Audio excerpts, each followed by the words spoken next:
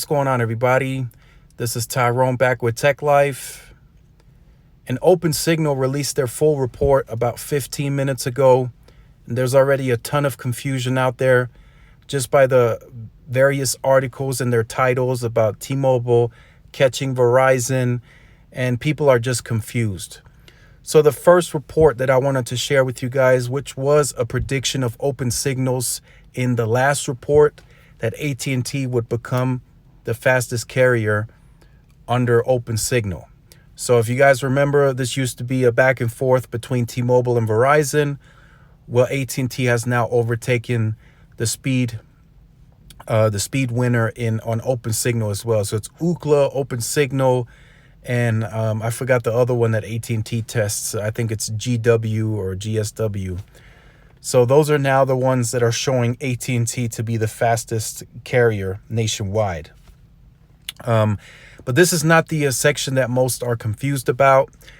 The section that most are confused about, even third-party blogs and people that write articles, is the LTE availability.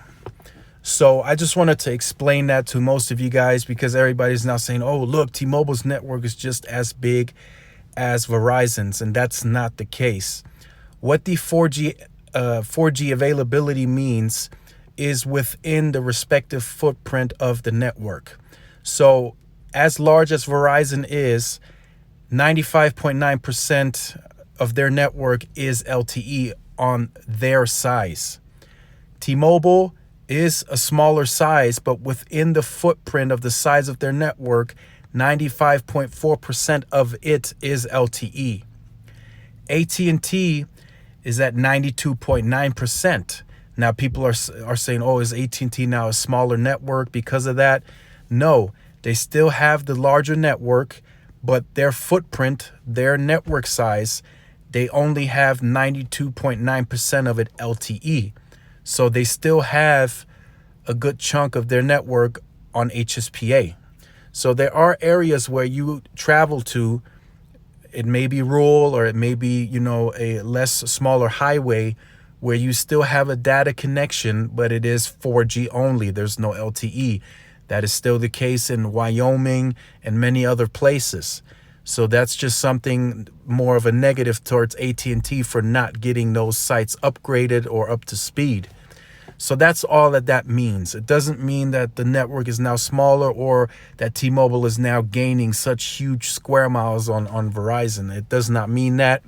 And you will see that here on the next report. See, as you see the 4G coverage experience, Verizon's in the lead, AT&T is still in second, and then T-Mobile is in third, and that's what it's always been.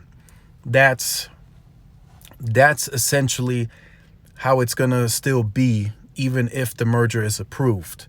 T-Mobile is not going to magically become a bigger network because of this merger. They're still going to have to work towards expanding the network, especially at the rate that AT&T is going at this point.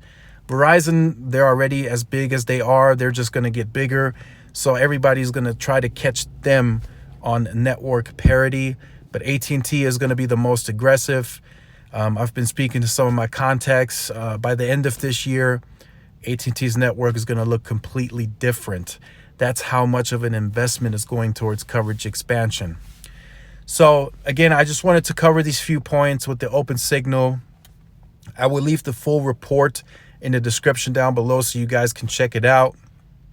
But like I said, don't look too much into it. The 4G LTE availability does not mean that T-Mobile is magically catching Verizon.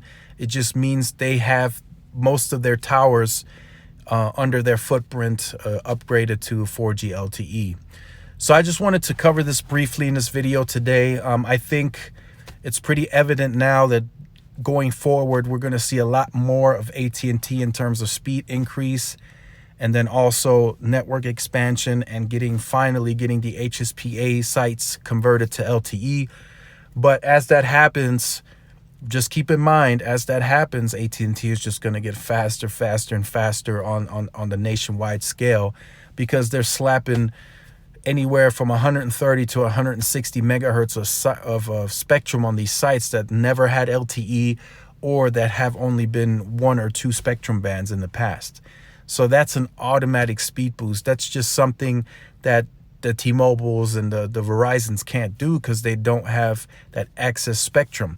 Sprint can still do it. That's why we have seen them increase on speed, because they are now closing the gap on all of their sites having band 41. So as that happened, they've gained 60 megahertz of spectrum on these sites. So that was an immediate boost of speed, just like what AT&T is doing as well. So just keep all that in mind as you're doing research on these reports, reading the reports. And I just wanted to clarify that for everybody. So definitely stay tuned to the channel. If you are new to the channel, make sure you like, share, subscribe. Also hit the notification bell so you're notified when I upload content like this. Also follow all of the Tech Life social media outlets for more updates.